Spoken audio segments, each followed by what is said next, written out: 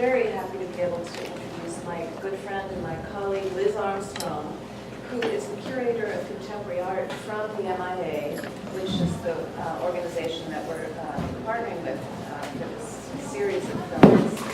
And Bruce Jenkins, who I think you all know from his years at the Walker Art Center.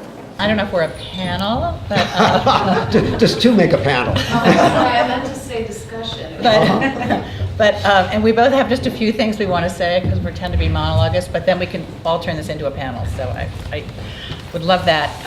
I want to thank Susan and the Film Festival and Tim Grady for being one of our partners, and I think the Institute more and more is partnering in the community. I think it's a really healthy thing, so I'm happy to be a small part of that. And I came to many conclusions, and one was that the show shouldn't just be about technology and reality. So it deals with a whole range of subjects. In case you haven't seen the show, it's at the MIA right now. And so, okay, so that's by way of introduction, how I got here, and I'll introduce you in a second. But I was also struck by how we could do a whole film program and a whole show on just the technological changes that have happened in the last few decades, like the internet and Second Life and virtual realities of all kind. But I didn't want to restrict the show to that, and I know that you didn't want to restrict a film program to that. And as I said, I think we're still kind of contending with the fact that that photography even can't be trusted. And I know everyone in this room knows that, but it's still amazing how many people will assume a photograph is a document of veracity. So I play with that in the show. And one of the things I do in the exhibition is it's a post-Photoshop show. So there's only straight photographs in the show. And for instance, this is a picture by a Korean artist, Sung Woo Bak. And it's not photoshopped. It's a theme park in Korea. So just through what you can do with the camera, you get these conflations of places and periods. I wanted to also say that one of the things that influenced me was living in the shadow of Disneyland. I moved to Orange County in 2000, and literally every time you drive to Los Angeles, you see the Alps and the Matterhorn, and it's so exciting off the Highway 5, in the smog, you see the Alps rising. And I thought that was fun, and then I was going to do the show in Orange County, and I found out that the Pirates of the Caribbean ride has the most exclusive private club in Orange County, and there's like a side door into it. So I had the place for the party, for the opening, I had everything figured out. I'm glad I waited till I got here, but it gave me a few more years to think about this whole concept. This is around the same time that I found out about an archaeology dig, and I think I do have pictures of it. Well, that's the Matterhorn. Okay. Everybody knows. So you just push that aside. And in the context of the Matterhorn, I should say the Matterhorn. Does it go backwards? It goes backwards. Okay. It doesn't matter. But that I also found out when I moved to Orange County that Jean Baudrillard and Jacques Derrida, two of the French philosophers who've written so much about simulation and simulacra and how this kind of hyper-reality is replacing reality, which I thought in graduate school was kind of theoretical, but by the time I moved to Orange County in the early 2000s, I realized was absolutely true.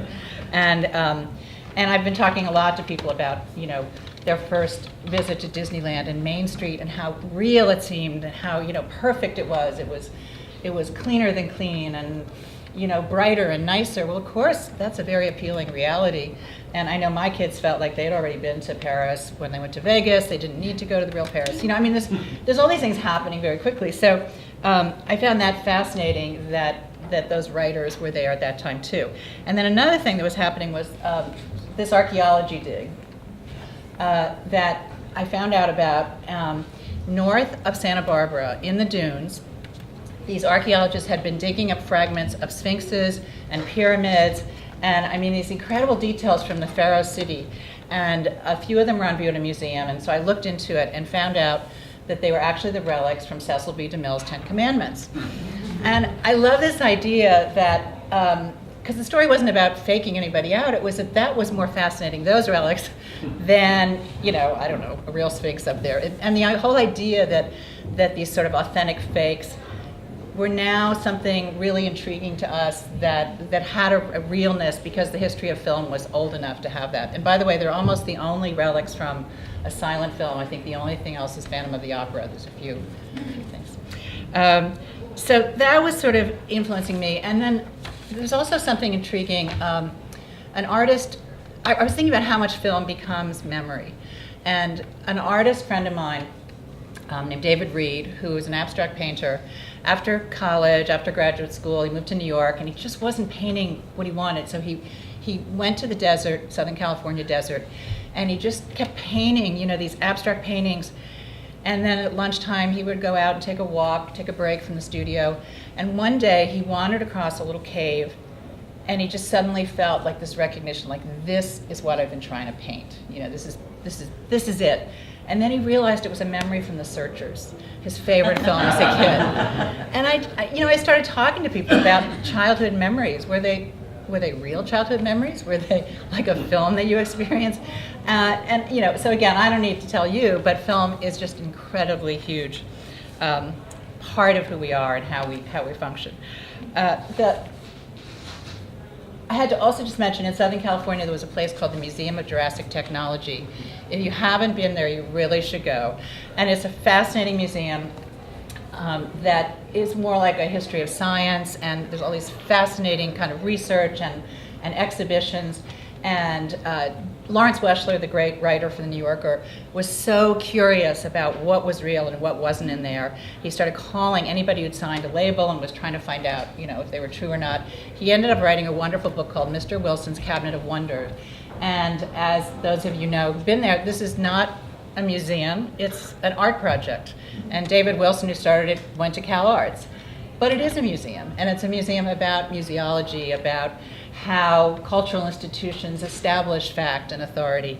And in that way, it's just a completely fascinating place. And by the way, if you go, they have one of the best gift shops, which immediately made me think, exit through the gift shop. The gift shop's what makes it real. So then, of course, when I started talking to people, thinking about the history of this, like the mockumentaries, Spinal Tap being one of the great moments, I think, when a group got together to make a film and kind of a satire, right? But they end up really thinking they're a good band and going on the road and becoming a real band. So, and then reality TV, early moments. Okay, I don't know if you remember, but Sacha Baron Cohen had a TV show called Ali G, and he was like this white Jamaican dude who would interview people in London who didn't yet know that there was such a thing as a fake interview show. And I'm sorry I don't have this one, but just YouTube it. Newt Gingrich and Ali G are so priceless together. It's just, it's horrible what he does to the man, but not really. And then, of course, there is The Word, which is truthiness. Around the same time that I moved here, a few years before, studies started showing that more people were getting their real news from fake news shows. And I think that's the moment when I thought, okay, this is an exhibition, it's a film, we just have to do something with this. It's a book. And by the way, there was a really good book, I meant to hold it up, with lots of different people from different disciplines writing about this phenomenon. And if we have time later, we can show Colbert's first clip, but it's something in the exhibition, you can see it. But his very first show, he did this thing called The Word, which he still does, and the word was truthiness. And by the next year, it became the word of the year in Merriam-Webster's. So it certainly captured this kind of aspect of the culture at the moment that, again, is what's at the core of the exhibition, and I think the film program that Bruce did, which is, truthiness is defined as the preference for what you want to believe to be true rather than any kind of truth based on observable fact or research. And we all know there's a lot of that in the world. And then I'm just going to let us turn to Bruce, but just a couple of artists who maybe you may not know about. Francesco Vizzoli has been doing these wonderful films with real actresses doing fake ads, but then I think this really was a scent. I'm not sure. It's a really good ad. The Yes Men who are in this exhibition did a fantastic version of the Post, a fantastic version of the New York Times, with all, well, they call it like information correction, but all the headlines you want to read. Oh, You Believe Are True. And then Omer Fast, I'll just mention as one of the artists in the show who's maybe one of the most interesting artists dealing with film today. I'm sure Cheryl has worked with him a lot. And this is a little piece called Spielberg's List. And it's a fascinating piece of film work where, and you can see it in the show, where he found out that after Spielberg made Schindler's List, tourists started going to this little town outside of Krakow to visit the camps. And the people in the town who were actually extras in the film would say, well, this isn't really a camp, this was a film set. And people didn't care, they wanted to see it, which I think is always interesting. Like, something fake can be real. I mean, it doesn't matter. Well, they started writing labels and giving tours and really having fun with it. But then Omer also found out, and by the way, Omer is an Israeli artist who lives in Germany, that some of the extras had actually been guards in the camp. And that as he interviewed them, they were beginning to conflate their memory of working in the camps with being in the Schindler's List. So this whole idea of how film is beginning to replace history, how memory becomes history, is one where I think it's giving film this huge responsibility. And I'll just end on that note. Not that film can't handle it, and they can probably handle it better than history book writers, but there was an article right before the Oscars in the New York Times confronting the fact of fiction and the fiction of fact. And by the way, every day that I worked on this show, there was some incredible headline. My favorite one was something about finding actors for reality TV. It's a big problem, they can no longer find real people. But that's in Hollywood, so that doesn't count. So I'll just end with this article from the New York Times and a really, really interesting quote, and then I'll turn it over to you. Arguments over the new spate of Oscar movies raise familiar questions about art and its uses. Is art supposed to make us better people, give us moral instruction, work towards social good, or exist merely for our personal pleasure? Above all, does it have to be true? When it comes to the recent crop of historically informed movies, these eternal conundrums have been intensified by an acute contemporary anxiety about the truth that has less to do with how rightly or wrongly Argo, for instance, gets its fact than with the crumbling monopolies on the truth held by institutions like the government and the press.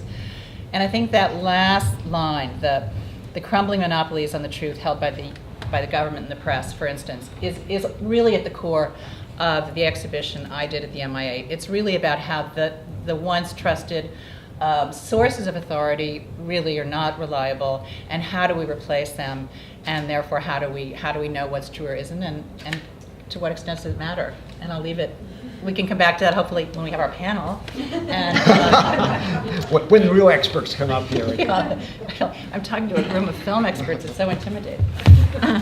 All right. Well, I'm Bruce Jenkins. Oh, sorry. I was formerly here in the capacity of being a film and video curator, and then I migrated east, and then I kind of came sort of back. I came back to Chicago, and for the last several years I've been teaching film, video, and new media at the School of the Art Institute of Chicago.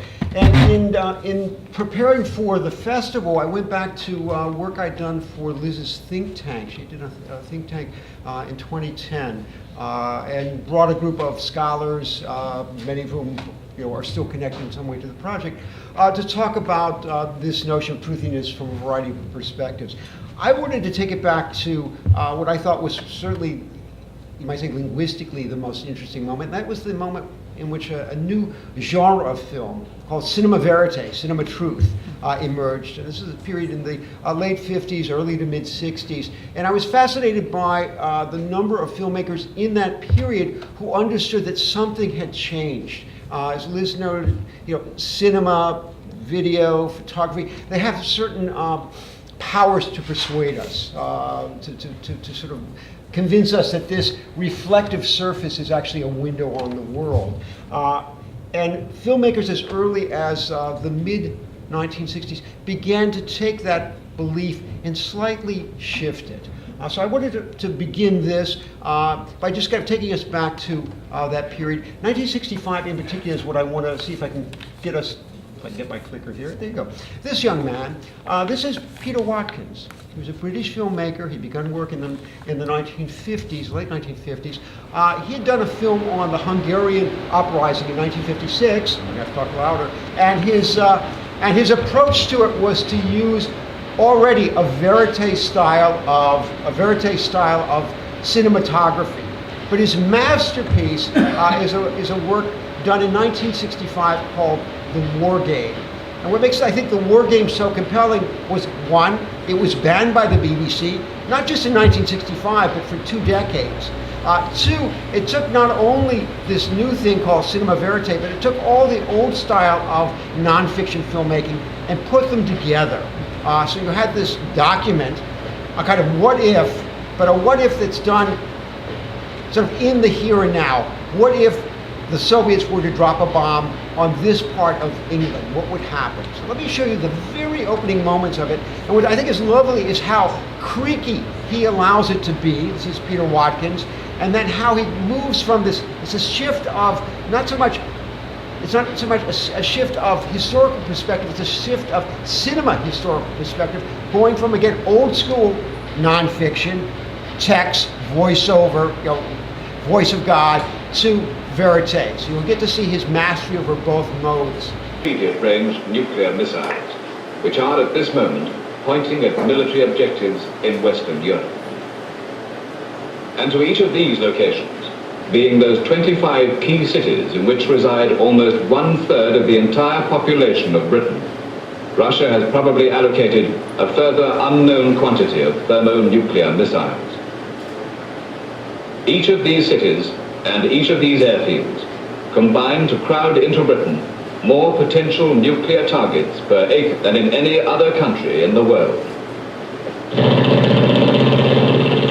London, Friday the 16th of September.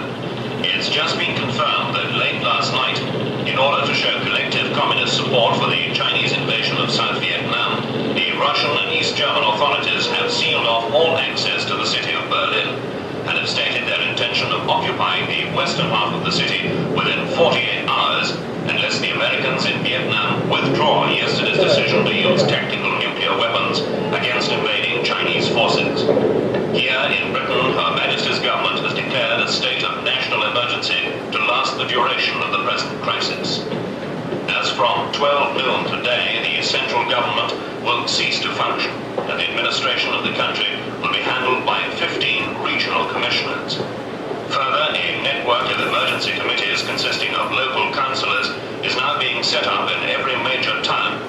So his command of old school nonfiction and of contemporary cinema verite, that long tracking shot from the back of the motorcycle all the way up to the stairs of government. The film continues with victims, right? Because this actual event happens, and he basically has taken non-actors through this back streets of London, not London, actually of Canterbury, and darkened their faces and begun, again, TV-style interviews. It was, for an audience of its time, shocking. It actually got enormous attention in film festivals, but went unscreened in Great Britain for almost 2 decades. Shift slightly over to this country in 1967, and we get this young man in what looks to be an autobiographical film called David Holtzman's Diary. And David Holtzman's Diary begins with a shot of David Holtzman, and we can tell he's a filmmaker. We've got a lot of film gear there. If you can see him in the mirror now, he's actually getting the camera set up so that he can do a direct address. And we have all of the look of that period of both nonfiction, of verite, but also the kind of autobiographical films that we were seeing in the underground. Jonas Mekas' diaristic films, kind of married here. 2 modes of, let's say, independent actuality. He uses the camera in all sorts of ways, including some unsavory shots of his girlfriend who likes to sleep in the nude. He gets a new fisheye lens and revels with it and takes us on this kind of extraordinary jaunt through the streets of the upper west side of New York. He begins watching his neighbor, kind of rear window style, and speculating about his life, about her life and her boyfriend. And finally, we get a view of him, and he's got absolutely, he is wearing the state-of-the-art cinema verite rig. He's got the Nagra recorder over his shoulder. He's got the crystal sync camera. He's ready to show us the world. Then his camera gets stolen, and he has to go to a photo booth In order to finish his film, he looks, he records one of those records that you can make, and he has a little strip of himself at the photo booth. And then this is the very last image of the film, and then here's what comes on after that in the credits. The fact that David Holtzman's played by an actor. And the other actors.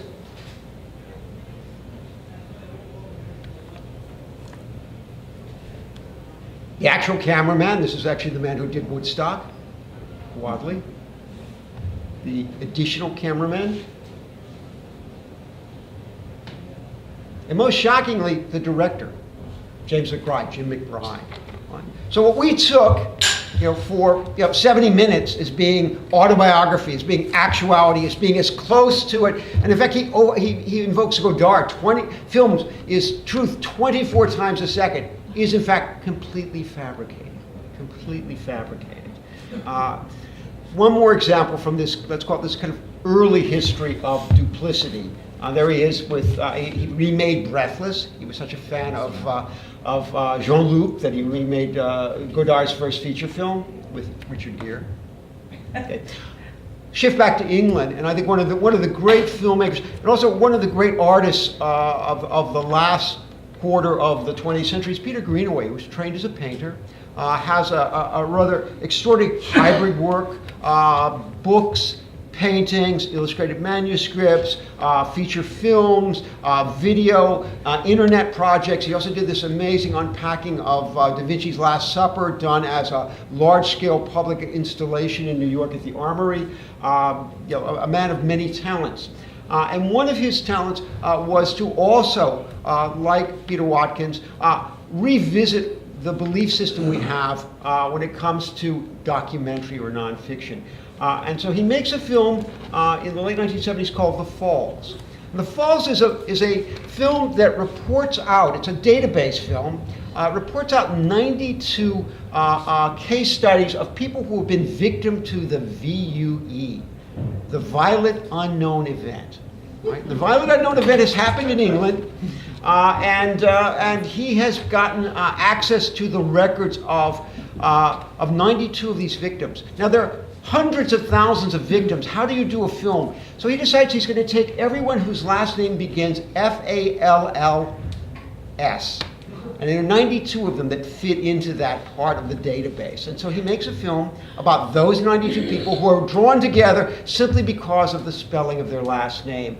And this is an example of one of the Fallses. Afrasius Fallows.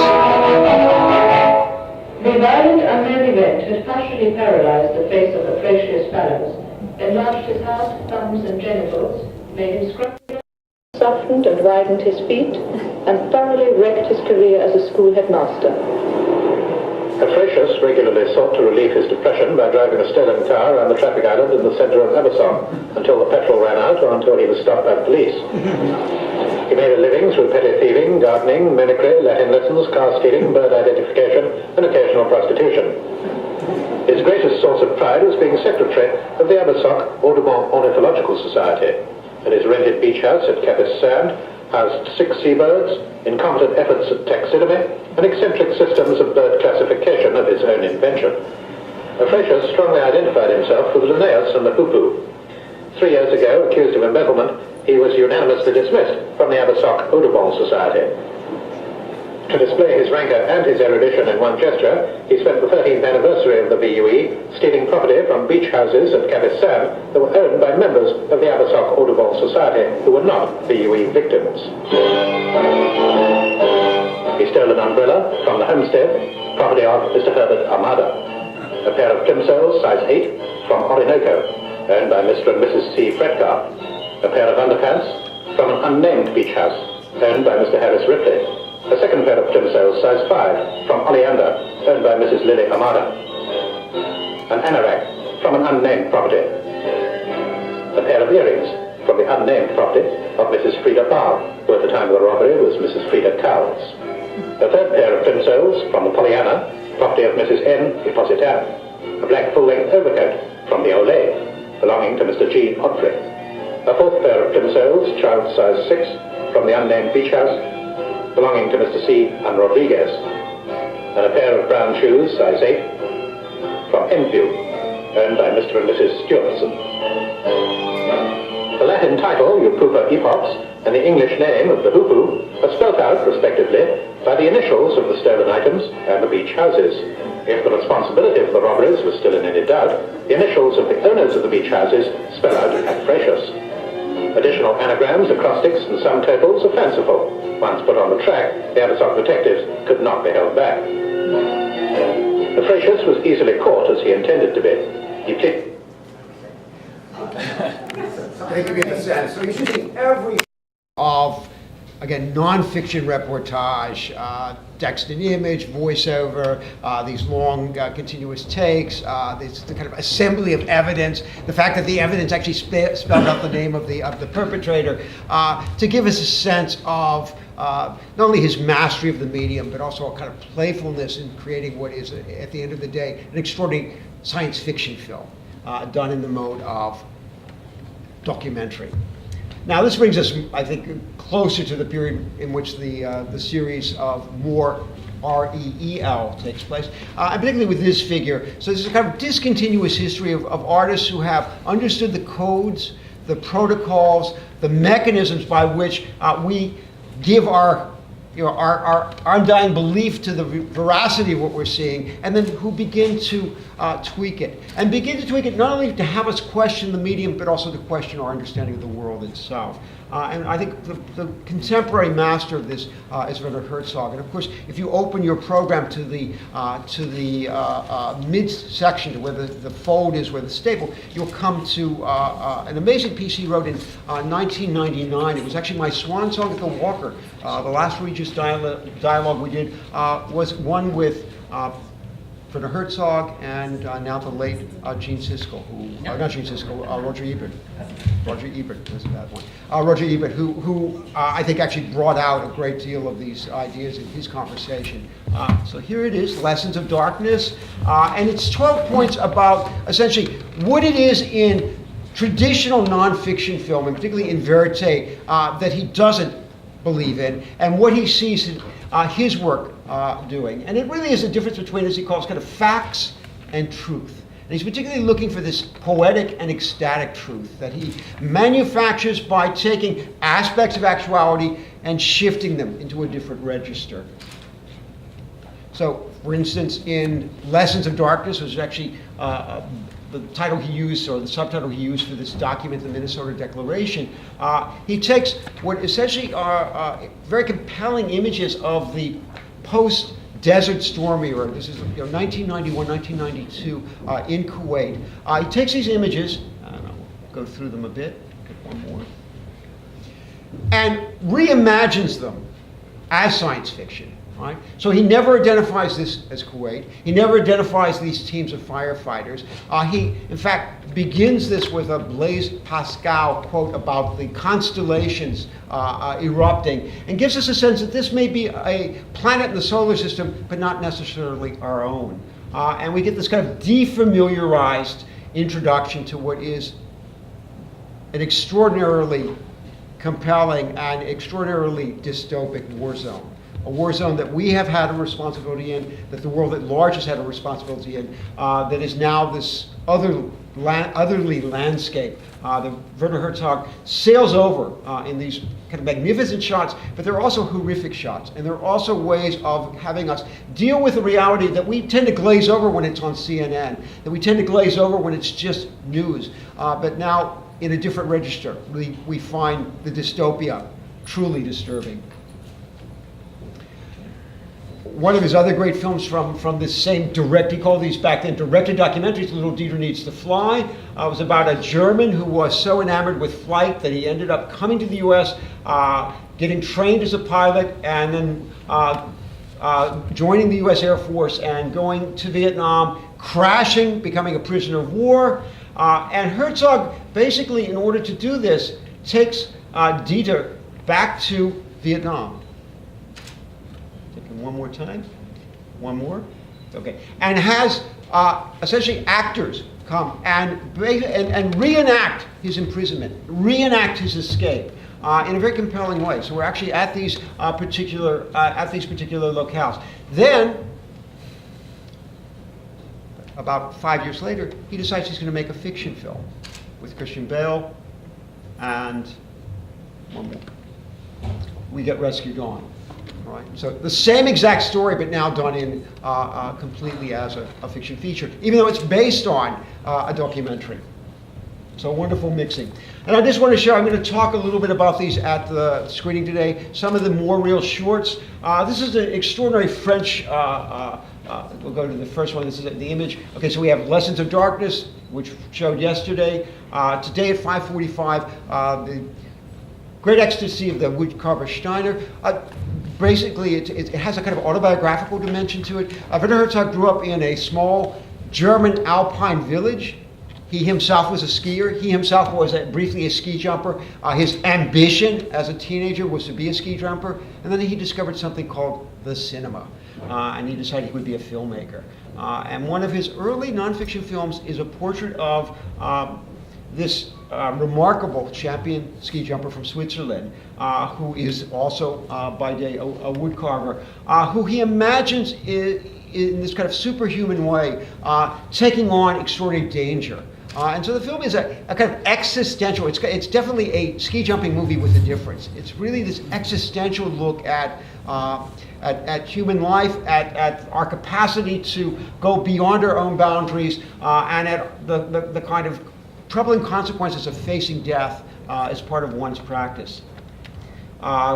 Facing death against specters. The Belgian filmmaker Sven Augustin, an extraordinary look at the Belgian complicity in the execution, assassination of Patrice Lumumba, and it is a verite style, but again, verite with a difference. And this is Lumumba's widow and family. He spends a great deal of time with a historian who has tried to clear the Belgian government of its complicity, who turns out to be very unconvincing on camera and off. Museum Hour is a brand new film by Jem Cohn. Jem Cohn, a video artist who's actually done some extraordinary music videos, who actually has a kind of novelistic quality to his nonfiction work, and here he's taking on a subject that itself is a kind of hybrid work of both sort of a document of the city, in this case Vienna, but also a love story at its center. The last time I saw Macau, I think this played yesterday, will play again tomorrow. A critically acclaimed work, which takes on one hand von Sternberg's Macau, one of von Sternberg's late films, with a kind of autobiographical journey by one of the directors back to their home country, and kind of melds these two stories together in a really strange way, in a compelling way. Bells of Happiness, a kind of like reality TV. This Roma couple who are obsessed with these two pop stars, these two Slavic pop stars, and begin with the help of this camera crew to create a kind of love letter, which turns into a music video, which turns into this kind of highly performative work, which started out as a verite film but takes on these kind of performative aspects. And then the shorts for today, Fur Car, takes place in Dagestan, a rather wonderful kind of twist. A young woman, Russian woman artist, Taos, goes to this this kind of weekly auto display with an SUV that's been covered with furs, and the strangeness of the car in the encounter in this very masculine world that she parks it in. Big in Vietnam, the wonderful French actress Maddie Diop. If you've seen, what is it called, 54 Shots of Rum, I never remember, 52, 54, somewhere in the 50 Shots of Rum. She's the actress in that. And it's a little film she makes about a film in production that goes awry. And the film itself then takes a complete U-turn and moves into something that almost feels like a verite work. Get Out of the Car, Tom Anderson, who made a brilliant film about Los Angeles, and Los Angeles' role in motion pictures called LA Plays Itself, again revisits LA. And he's a filmmaker who not only makes you question what you know about the medium, but also makes you question what you understand about life. And it's again a kind of look at Los Angeles and the way in which it's often reconfigured within popular culture. And that brings us to today. So that's my presentation. I was thinking, like for either of us, for the More Real exhibition, for the film program, there's so many artists today all over the world dealing with these issues in different ways. Did you have a through line in your selection of these? Was there a particular element or ecstatic truth, or was there some? Well, for me, what makes it interesting is when artists use this, again, our belief, right, and the way in which our beliefs are shaped strategically. When they're trying to say something that actually enlightens us about how the medium works, but also about things in the world that matter to them. So, Werner Herzog making a passionate anti-war film in Lessons of Darkness, and using that footage in again, a different register, both to impress and shock us, and then to make us ask these questions, both of what we see in Kuwait, but also what we see on the screen, in our beliefs about images, which can be so easily, I think, manipulated. So to answer your, no, I'm very happy being discontinuous. I believe that, in fact, the only kind of cinema I'm interested in is the discontinuous. So there are very few, it's only in Hollywood where they make, Toy Story 1, 2, 3, 4, or, name whatever franchise, Iron Man 2, 3, that they care about continuity. I actually think that the most interesting work is, sui generis. It kind of moves almost like the Knight's Tour across different filmmakers and different practices. Yes. Well, I'm going to switch the gifts. I'm going to switch the gifts because Liz, we think visual arts curators. Oh, she knows how to hang a painting. She can put a sculpture base there. There's some prints and drawings. Put those on the wall. There's more moving image work in her show than in most contemporary shows I've seen of late. And they're not simply there because they're moving images. They're there because they often, like these films, ask very serious questions about the nature of our engagement, the nature in which we come to images with certain expectations. So I'm curious to ask you almost the same question. In putting together the moving image artists or the artwork done in time-based work in your show, in More Real, what were some of the criteria you used?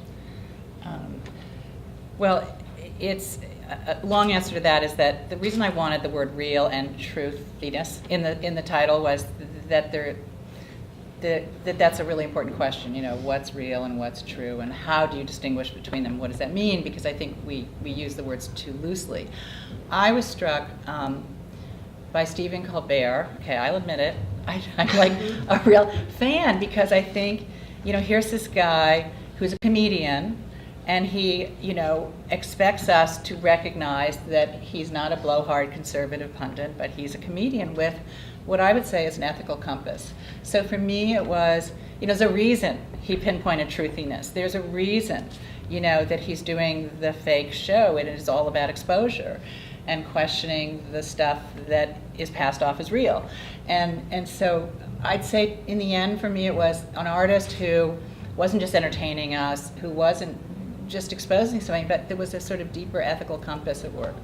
And that's, it's funny then thinking about Werner Herzog because I also love his work. I'm not sure where his ethical compass is, but it's okay because he's like, the idea of ecstatic truth is so fundamentally human, and yet we don't accommodate it in, real life somehow or something. I don't know if that answers your question. No, it does, and I have to say, comedy is humor is a legitimate strategy. I think especially, you go to a nonfiction film, you're not expecting it to be funny. You go to, it's called an experimental narrative. You're not expecting it to be funny, and oftentimes these bearing the device of how nonfiction works turns out. I heard a few of you chuckle on The Falls. Now, Falls is 3 hours of that. A lot of pratfalls in The Falls, and a lot of ornithological humor, if you're into ornithological humor, and again, kind of interests in databases and in compiling knowledge and information, which are again kind of strategies that we see in the real world, but here are held up. I think to a little bit of ridicule, and again our own responses to it, and our kind of own naivete, slightly taken to the woodshed, but with again kind of an ethical compass, very much in his practice. And so this may be an entirely different kind of issue for the film world, but in visual arts, I'm so pleased or excited that so many artists are really connecting with social issues again and actually believing that they can have an impact. I mean, the Yes Men have done some amazing fakes where they got on CNN International and told the world that Dow Chemical was finally going to pay back the victims of Bhopal, you know, and it took CNN a while to like pull it down, you know, pull that off. So I mean, that's just one example, but I think a lot of the artists I was looking at are really engaged, you know, and maybe that's always true with film, but I feel like in the way that Hollywood has been so co-opted by politics that maybe more than ever, independent filmmakers and people like Herzog can have real power and impact. And I guess that's why I still come back to Colbert. You know, here's a guy who's really having an impact. If you saw his press conference, what do they call it, the White House press conference, where he did a roast of George Bush, who had no idea what was going on. You know, it's compelling, you know, to think that some comedian, who I consider a performance artist, you know, can have this kind of power. And I think it's true of some films too, many films. I don't know if you, I mean, that's not maybe what's compelling you in this, but. I think you've kind of nailed it. So I think we should do the reverse shot and see if there are questions or comments from our very, very, very patient audience here. Yes. I'm just going to make a comment and ask a question for you, but perhaps irony and satire are being totally lost on the younger generation and certain aspects of our society nowadays for different reasons. But what I wanted to ask you was if you could say something about Herzog's use of biblical passages. And he never quotes like this is from Genesis or Ecclesiastes or anything, and I wonder if he isn't also making them up. Yes, and the answer is yes. I think he's making them all up. Yeah, he made up the Blaise Pascal. Why stop there? Exactly. Yeah, no, he's I think wonderfully shameless in knowing that again, it's like, you know, like we're school children. Like you put it up on the screen or you say it in a compelling way as voiceover, and you know we believe that that's in fact, you know, been written by or been said. No, he's a master of that kind of impersonation and that but kind. That was the ultimate use of Yes. the Bible in a way. Yeah, no, exactly, because he had these, you know, I mean these eruptions from below, these very kind of like, you know, it's like, you know, these kind of hellfires. And was it the Bible or was it Dante or was it Werner Herzog? Right. I'd say Werner Herzog. And what about your comment about irony and satire being lost on the younger generation? What are you referring to? Oh, I don't know. I'm just thinking how, well, I guess in all the conservative politics going on now, and so much being taken literally because of the Bible and so forth, that perhaps the art of people who are educated in that, you know, environment don't know how to look at something that in an unreal manner. You can say it better than I. Well, I just look at things like The Simpsons. I think, you know, there's irony and humor and kind of unmasking going on, you know, in every episode of that. And I'm not even a fan, but I think it certainly speaks to young people. So I think there's a lot in the culture that actually does work that way. But I also wonder if you're referring to, just this, you know, that reality has become so much stranger than fiction, and, you know, thinking about like Vice.com, and I mean, they're journalists, right? They're covering, but you don't even need to be ironic. Things are so crazy. Exactly. You know what I mean? Which is just a, you know, evolution. There you go. To loop back to your idea, though, of the artist having a moral compass, the youth, and saying that the youth, with the reason that the satire and irony is maybe being lost is because their moral compass doesn't have true north. Does that make sense? Right, you can't do satire without without having some point of reference. Yes, exactly. And That's so that interesting. they are point of references all over the board. Yeah, it's really interesting. That's right. Yeah. Because No pressure. Yeah, you're being besmirched. Yeah. Hi. I came late, so I don't know if you talked about the work of the Russians, like Pussy Riot, and before that there was a group which I guess the translation is Lord's Vanya. And it's interesting because they do all these acts. It kind of reminds me of almost like the Yippies, where they run up to Russian policewomen and kiss them.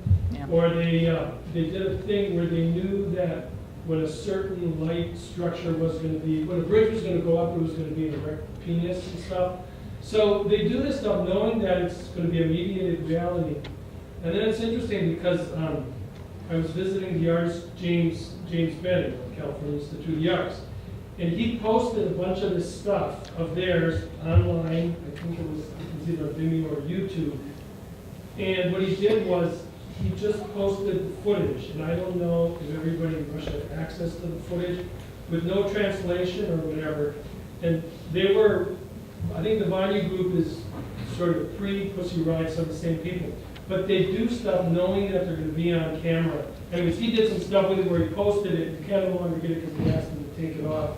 But everything they do, they know there's cameras there, and they're trying to provoke the police. But it's fascinating because they don't do anything violent, like they stole these chickens in a supermarket and they block the cameras. It's fascinating the way they use. And then I was going back to, we're talking about the yippies, going way back. If you read some of the stuff about either Jared Ruber and Anthony Huffman, they said we wanted to be like a TV show. So they knew that their pranksterism was going to be like the buffoonery that they were trying to get their political points across. Yeah, I mean, there was something called guerrilla TV, Right. and that was, a kind of adjunct of it, right? Like, let's do something, in the morning or early afternoon. It'll be on the 6 o'clock news. Republican Convention, Yeah. 1972, Yeah. you're right. Yeah. So no, there isn't. I will say, you mentioned James Benning, who's a little bit, that may be very obscure for our audience because Right. he's an experimental filmmaker, but he's actually one of these people who uses probably the subtlest form of this kind of shift. He does these long take landscape films, skies, lakes, farmland, back roads. And he doesn't alter anything on the image track, but the soundtrack. And you're listening and you're going, oh yeah. And then and then you hear like something that sounds like, there's it's a Vietnam era helicopter, from the 70s that he's got in this like late 90s film that's like set in the back roads of, like Virginia or somewhere. Now he's working digitally and he is Yeah. changing actually landscapes and stuff. He did the remix, Easy Rider. Yeah. And with the Vanya thing, he makes you look at it 3 times. Once you just see the image. There we go. Another time there's a translation, and the third time you get, I think, the text or something. Yeah. And it's fascinating. Then you have to take it off. So it's like, Yes. I think this is a fascinating subject. I mean, there's a documentary filmmaker I battle with this all the time. And you just brought up like truth being stranger than fiction. Truthiness is, I think, almost a cheat for entertainment. Like, do you feel like that is why a lot of these filmmakers decide to do it because they think it's going to be more entertaining to like mix the truth up with their own version of the story? Well, not to confuse truthiness with anything that Bruce presented, because I think truthiness is a very specific aspect of the culture that Colbert is just pointing out, that we, about, it's spin, right, political spin. But I think there is something to doing something clearly artificial and fake to draw attention to it. That, you mentioned glazing over when you watch CNN, so what do you do to make the news important or exciting? Well, you find a novel form or a novel medium. I may not be answering the documentary. No, and just, maybe just, there are many levels in which we are engaged by film. We follow linearity, we kind of look for an arc. What these makers are often doing is having a meta level, right? So it's almost playing on 2 layers at once, or 2 levels at once. And we're able to track it, and then we're able to track ourselves tracking it. And I think that's what's compelling as a strategy. It doesn't have to be, so to speak, done for laughs. It doesn't have to be a kind of use of deployment of humor. But it's that second level of awareness that I think is compelling and is important. And it's important because, we're now a culture where we can open source so many things. Hypertext is a way of life. So I think, you may mean one thing by documentary filmmaking, and someone else, may use it in a very different way to capture this kind of meta reality that Yeah, and I think at the end of the day, too, no one wants there to be a single master narrative. We want there to be a kind of plurality of narratives. We want there to be, a decentralized place where we can, So I think part of it too is not wanting to take on that, that univocal voice, that voice of God. This is the story. Because that in itself, I think, is wrong-headed, and I think that's part of it. That decision not to take that stance in even presenting things that are demonstrably the case. You've got all the evidence, but to stepping back a little and kind of putting this other way, so that we're at least getting these. They're sort of like eye training films as much as they are about, eye training for what this medium does, as much as truth telling about the world at large or a particular issue or problem in the world. Do you think Truthiness is more honest than a documentary that says it's necessarily the truth because of all the quagmires of that question about the truth? I mean, truthiness is the state of kidding yourself. So I don't think the two are quite related. I think what we're talking about is subjectivity and what a force it is in even the most, objective document. Errol Morris said something like, the falsification of photography didn't begin with Photoshop, it began with photography. Yeah. And I think that's really what we're talking about, that it's the way you frame something right from the beginning. There's a subjectivity to it. Yeah, and he's a perfect example of somebody who actually has a case to make and is going to take us on this other journey as well and kind of identify what counts as evidence, what counts as truthfulness, and begin to kind of complicate it. What if I put a Phil Glass score on? What if I use reenactment? Right? What if I put colored gels on the lens? How does that change it? More real. More real. What time are the films? Or do you want to keep? You have another 5 minutes. 5 minutes, okay. Because I know there's more questions out there. I always just jumped back with that idea of reality and realism, and so they take one step further back and go to Praxiteles and say, okay, realistic painting starts there even. Study art practice on art as the classification. Yeah, I mean, of course, painting is. It's just smoke and mirrors, or canvas and pigment. Yeah.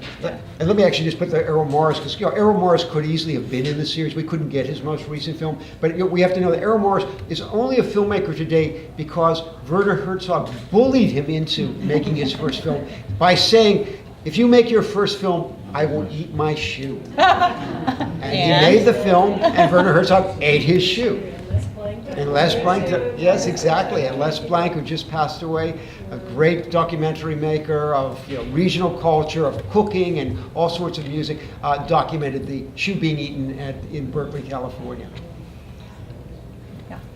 How about the persistence of credulity, the sort of a propensity on the part of audiences in our modern era, despite the passage of decades, to continue to want to believe despite, beyond suggestion or beyond to the contrary. I mean, I'm thinking, Orson Welles duped audiences into believing that the Martians had arrived. And then a year or two ago, there was that film called Fishing for Salmon in the Yemen, and apparently the British Ministry of Tourism was flooded with calls by people who wanted to go fish for salmon in the Yemen. So how about this persistence of credulity? Can I just say, I wanted to show, I just didn't have everything that I could, but Operation Iraqi Freedom as being the great moment when, where George Bush and the White House completely used Hollywood techniques, right, to win the war, mission accomplished, and how many journalists went along with it. And that's just a few years ago. I think that's definitely one of the major factors that some of these public intellectuals, as I call these comedians, are dealing with. That we still believe, We want to. We want, I guess. I don't even understand it. Yeah.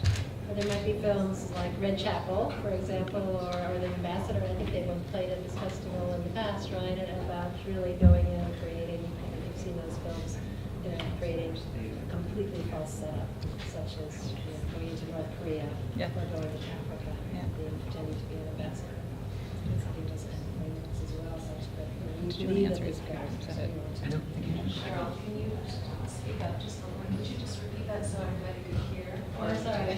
I was just saying that there are films that have shown in this festival in the past, like Red Chapel or The Ambassador, which I think did a show last year as well, coming out of Denmark, where characters are created and go into being documented in North Korea, doing musicals for children, pretending to be an ambassador.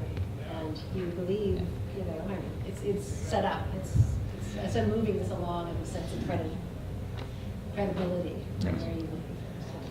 Well, and it's not just film, I mean, one of my favorite artists, and I didn't get to work with him on this, but I will someday, is he's an artist who basically, his medium is rumors. And he starts rumors to make them true. So he's helped this woman become a councilwoman in Sweden, and who knows what he could do next. But, What's the artist's name? forgetting, that's why I didn't say it. It's Rosemunga, or he's Swedish. Have either of you met, excuse me, Herzog? And if so, can you tell me a little something personal about him that? Tell us something real about him. What is he like? What was it like to be with him, and where were you? Well, I was right here in the Twin Cities, and I was eating a meal at a restaurant with Roger Ebert and Herzog. Herzog is Herzog has. There's a real power to him personally. I mean, whether he's charismatic or what it is. But I remember, Roger Ebert is no slouch, or was no slouch. He had a real compelling presence. He was very fast. When they were on the stage together, this little inner voice of mine said, "Roger, be quiet. We want to hear Werner," because everything he said was compelling, and there's no idle chatter that comes out of his lips. I will also say, when Roger Ebert died, he said some of the best things about Ebert, some of the most compelling things about Ebert. That very day he posted, and I think the next day he was on television. He saw Roger Ebert as a great soldier for the art of cinema, and that's what he was. And so I think, and to give it a name, Roger Ebert was one of the first critics to say, Werner Herzog, the great image maker of our time, man who has got the most extraordinary sense of visual style of any filmmaker of his generation. So, in some ways, Ebert was singing his praises very early on. I know you had a question. Well, one of the things is that when you have, I appreciate and want myself, I do it all the time on my own radio show, but is to debunk what the official truth is. But if if this is the whole culture of it, then you can lead to a lot of people being totally cynical. Sure. You become unmoored from anything, because most of us need some sort of narrative in our life to how do you put together what's going on there. I like that thing about the plurality of narratives, but if you're free floating out there, this makes you susceptible. What makes you susceptible for things which are demonstrably untrue? I include religion, I include fascism, I include the reasons for empire, why we go to war. All these things, we find out later, they're all untrue. But people want something to believe in life, and so if you totally destroy everything, if there's nothing else there, then you are just ripe for the pickings for all these kind of things. Because especially the fascist thing, I've had a friend of mine who starts to read these things and, oh yeah, maybe the Germans weren't so bad in the 30s, So it's kind of this thing that if everything you've been told you think is wrong, then what is what you believe and act on? Well, I have to say, when I was working on the show, and one of the essays in the book was by an historian of science at Princeton, who was going to write about the history of optics and realism, ended up writing about the responsibility of truth. And these kind of questions, because the more you start to play with the nuances of reality, you can feel quite unhinged. I mean, I sort of have come to the conclusion there's two types of people, and there's people who can handle ambiguity and multiple perspectives, and it doesn't scare them, and there's people who run in the opposite direction. I think there may be some turn to fundamentalism, at least right now, because the world as a whole is, kind of raising all these questions, and we all are exposed to it, say, through the internet. So it's a really interesting time socially and culturally, and I do think that's one of the reasons, even though every generation redefines what they mean by reality, I think we have a particular dilemma a complicated opportunity, maybe, to really understand multiple perspectives in a whole new way. But yeah, it's definitely scary to some people. Yeah, and I'll just say as well, as much as we want to turn to the screen and imagine films can do all things, sometimes we have to turn our backs to the screen and look at the world itself. You may have been talking about really the limits of what it is you can expect from the cinema. I was just going to say, I think that's a really good place to end. Bruce, thank you so much. Thank you.